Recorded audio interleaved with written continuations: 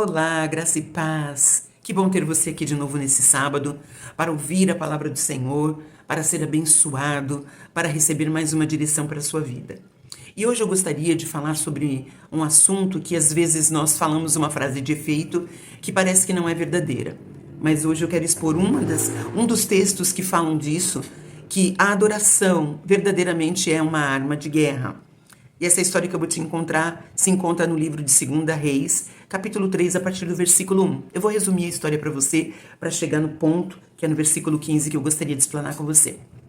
3 reis se unem para se opor ao rei dos Moabitas. O nome dele era Mesa. Quais eram esses reis? Era Jorão, filho de Acabe, que era rei de Israel, Josafá, que era rei de Judá, e o rei de Edom, que a gente não tem o nome dele aqui nessa passagem.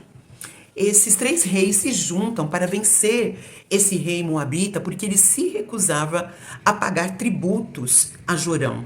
Ele pagou para Acabe, que era o seu pai, mas não queria mais pagar tributo e falou: olha, eu não vou pagar para você. Então o rei Jorão decide fazer uma peleja, uma guerra, para que ele cumprisse aquilo que ele estava fazendo. E eles procuram o profeta Eliseu. E por que eles procuram o profeta Eliseu? Eles procuram o profeta Eliseu porque já fazia 7 dias que eles estavam caminhando e a água não se achou mais no caminho deles, na direção que eles estavam caminhando. Então os animais estavam desfalecidos por conta de não ter água e eles também sem força para lutar. Então o rei de Israel falou: nossa, mas será que Deus trouxe a gente aqui para morrer? Mas aí Josafá fala: será que não tem nenhum profeta aí que pode conversar com a gente?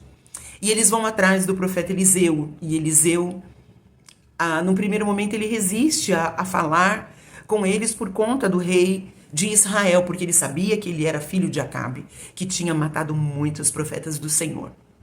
Então, ele cede porque Josafá estava com eles e fala: ok, eu vou falar com o Senhor. E é nesse ponto que eu quero chegar com você, que se encontra em 2 de Reis, capítulo 3, versículo 15. Esse foi o pedido de Eliseu. Ora, pois, trazei-me um tangedor. Quando o tangedor tocava, veio o poder de Deus sobre Eliseu. Queridos, e esse poder que veio sobre Eliseu, ele falou: olha, antes de qualquer coisa, eu quero que vocês tragam para mim alguém que toque. E ele trouxeram então para ele um tangedor, e no momento que essa pessoa começou a tocar um instrumento, o poder de Deus veio sobre a vida de Eliseu. E Eliseu, que estava ali numa peleja junto com eles, recebe uma estratégia de como vencer aquela situação. E ele fala assim: vocês vão precisar cavar valas, porque Deus vai mandar chuva. Mas o que eu quero te dizer, meu irmão, muitas vezes quando nós estamos em oração buscando a Deus para saber resposta, para receber estratégia, às vezes tudo que nós precisamos fazer e ainda não fizemos é adorar o Senhor, é buscar a presença do Senhor. Embora eles estivessem ali numa peleja e eles quisessem uma estratégia militar para vencer, o que Eliseu pede para eles é um tangedor, ele pede um músico para que o ambiente seja transformado. E muitas vezes é isso que você está precisando de mais louvor, mais gratidão antes de fazer as suas petições. Porque no meio da adoração o Senhor habita, no meio dos louvores o Senhor opera maravilhas, o Senhor ilumina os olhos do nosso entendimento e nós não vamos ficar confundidos.